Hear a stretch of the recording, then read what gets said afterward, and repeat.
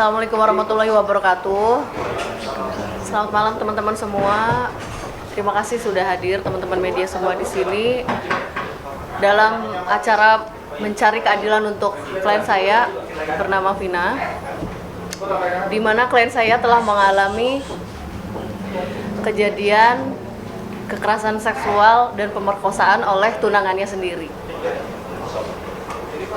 Awalnya klien saya pernah bertunangan, kemudian dijanjikan mau menikah di bulan pertengahan tahun 2023, yaitu bulan Juni ya. Tetapi semua itu hanyalah omongan saja, bohong, tidak ada terrealisasinya. Kemudian klien kami mengalami hal-hal yang sangat terpukul di sini karena klien kami telah dilecehkan seperti itu. Pada waktu itu kejadiannya pencobaan untuk ke klien saya untuk melecehkan itu sebanyak 2 kali. Yang pertama tidak terrealisasi, yang kedua baru terrealisasi. Ada juga dari klien saya menangkis, melawan, cuman kondisinya pada saat itu yang kedua kalinya itu dijanjikan untuk, karena saya ini calon suami kamu, seperti itu, saya yang akan bertanggung jawab dan saya akan menikahi kamu. Akhirnya namanya perempuan, sekuat apapun untuk menahan dan melawan, tetap aja disitulah terjadi akhirnya. Kemudian setelah terjadi itu selang sekitar 6 bulan, omongannya itu tidak berbuah kenyataan. Yang katanya mau menikahi ternyata hanya omongan belaka. Kemudian pada saat itu memang klien saya tidak pernah bercerita kepada siapapun, termasuk ibunya sendiri pada saat kejadian itu, karena sudah dijanjikan untuk menikah sehingga dia adem ayem, tenang-tenang saja. Pada saat pengakhiran hubungan secara sepihak, kemudian ibunya dikonfirmasi oleh neneknya sang artis yang berinisial SM gitu untuk menghubungi bahwa sudah tidak ada hubungan lagi, bla bla bla, secara sepihak melalui percakapan WhatsApp ya Bu ya.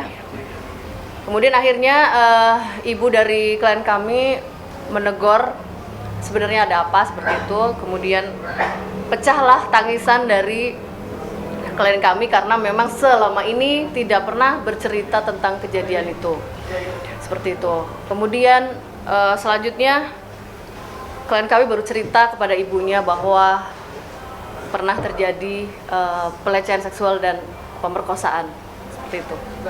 Itu pada awal pengenalannya dari keluarganya atau seperti apa? Jadi pertama kali itu pertunangan antar keluarga. Klien kami adalah orang Arab dan calonnya pun orang Arab. Mereka menggunakan adat yaitu saling ta'aruf gitu. Kemudian bertunangan, tidak ada istilah pacar-pacaran, tidak ada.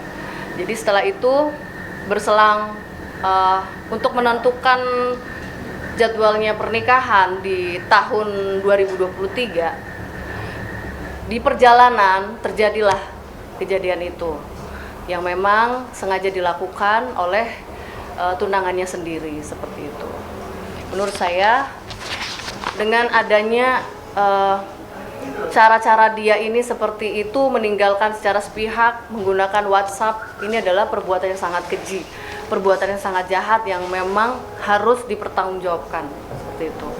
Karena bukan cuman kekerasan seksual saja atau pemerkosaan saja, tetapi meninggalkan penyakit kepada klien saya. Ini yang menjadi suatu catatan penting untuk segera bertanggung jawab atas perbuatannya itu, seperti itu. Mbak, setelah korban diperkosa, setelah itu udah tidak ada komunikasi sama sekali atau gimana? Jadi terakhir hanya menjanjikan menikah, kemudian memutuskan melalui WhatsApp. Nanti saya tunjukkan WhatsAppnya. Habis itu diblokir klien saya dan ganti nomor, sosial medianya juga sama, semuanya seperti itu. Tidak ada akses untuk berkomunikasi baik. Dari kejadian pengakhiran hubungan sampai dengan detik ini tidak ada dari pihak keluarga maupun dari pihak calon mantannya itu menghubungi pihak klien kami, tidak ada sama sekali sampai detik ini, sehingga kami melakukan laporan polisi di bulan Januari 2024. Seperti itu. Setelah percobaan pertama yang gagal, terus apa yang membuat mbaknya ini akhirnya mengikuti sampai terjadi yang kedua ini?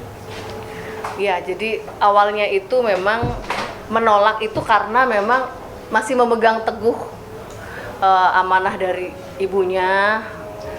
Setelah yang pertama gagal, kemudian ada langkah kedua di momen-momen yang memang situasi sepi, yang memang tidak waktu itu orang tuanya lagi beli apa makanan gitu, mencuri-curi waktu untuk melakukan itu, seperti itu. Di rumah Nusa Indah. Di rumah neneknya. Di rumah neneknya korban. Dia di rumah neneknya Emang ini. di rumah itu ada siapa aja, Bu? Kosong. Oh, kosong, cuma mbaknya Rumah sama itu neneknya. kosong, neneknya sama saya di rumah saya. Selain dijanjiin buat nikahin, apalagi sih mungkin janji-janji dari siapa? Ya. Ya. Jadi bisa diceritain sedikit Mbak Vina boleh? yang kamu inget ya apa? Dijanjikan aja untuk dinikahi, dijanjikan aja untuk dinikahkan, ternyata nggak dinikahin. Cuma diiming-imingi ya? Iya, diiming-iming aja. Tapi kamu dia pernah komunikasi sama keluarganya? Terakhir mama saya doang sih yang WA gitu untuk datang juga, tapi diusir kami sama keluarganya, nggak ada etikat baik. Artinya sebelumnya memang ada pertemuan keluarga pertunangan. Iya, awalnya ada pertemuan. Awalnya neneknya dulu datang sama tantenya di bulan Juli. Terus di bulan Oktober Ini foto pertunangan.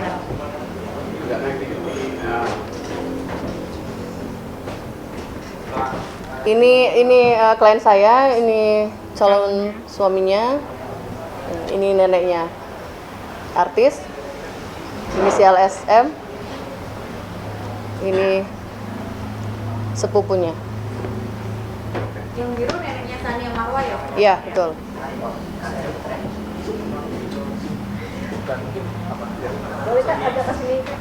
Ceritakan awal mula kenal, terus akhirnya mau gimana, terus berapa lama kenalannya, terus akhirnya terjadi peristiwanya seperti apa. Bisa nggak diceritakan secara lengkap agar kita bisa tahu dan tidak? Awalnya dikenalin sama keluarga. Suaranya kenceng. Awalnya dikenalin sama keluarga, lalu karena cocok, akhirnya lanjut lihat baik gitu sama dia masih keluarga sama artis, jadi aku nilainya baik nih. Ya udah aku bilang sama orang tua aku mau. Gitu. Akhirnya nggak lama setelah kenal 2 bulan langsung datang tunangan. Tadinya nanya mau diikat dulu apa mau langsung, aku mau diikat dulu.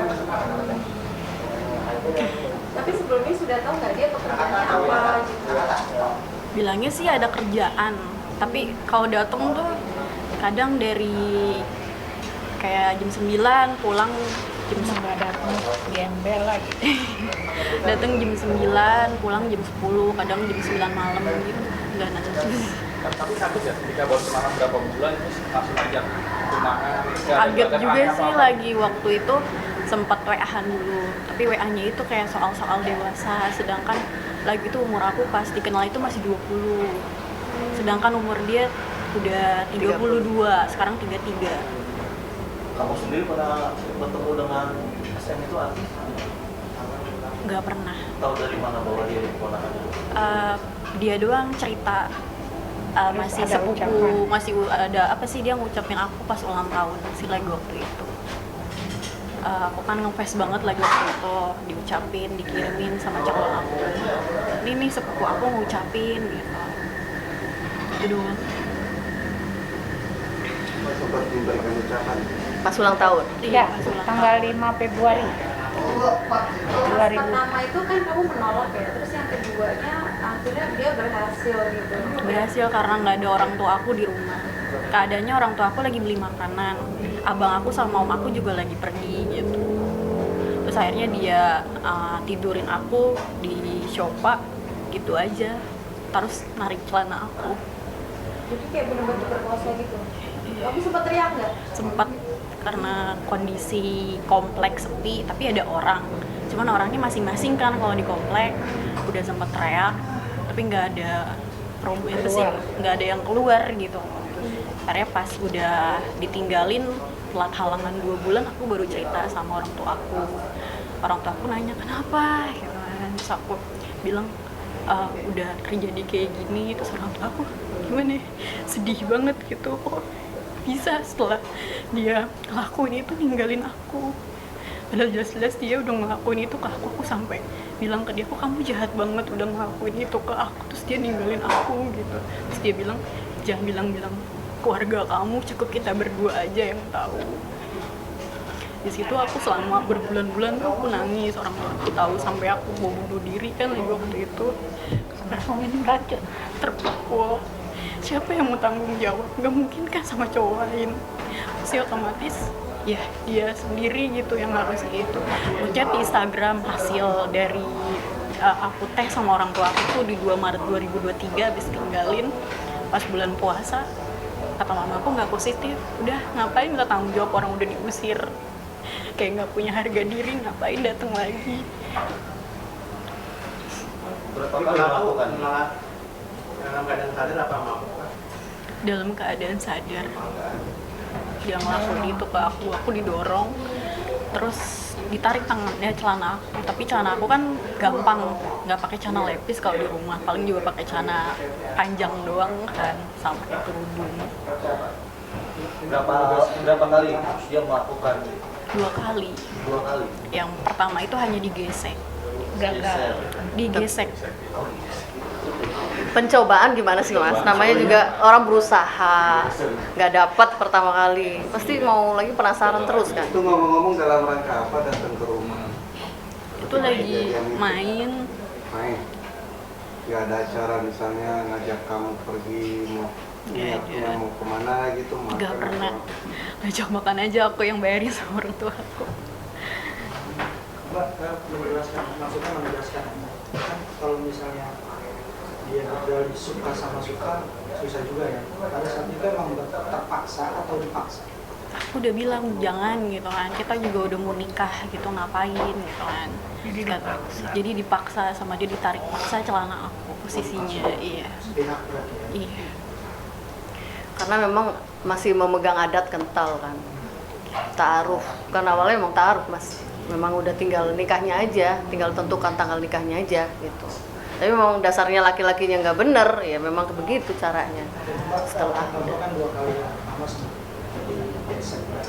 Pada saat itu emang Mbak nggak trauma atau gimana? Atau sempat ngomong ke ibu, nenek atau apa?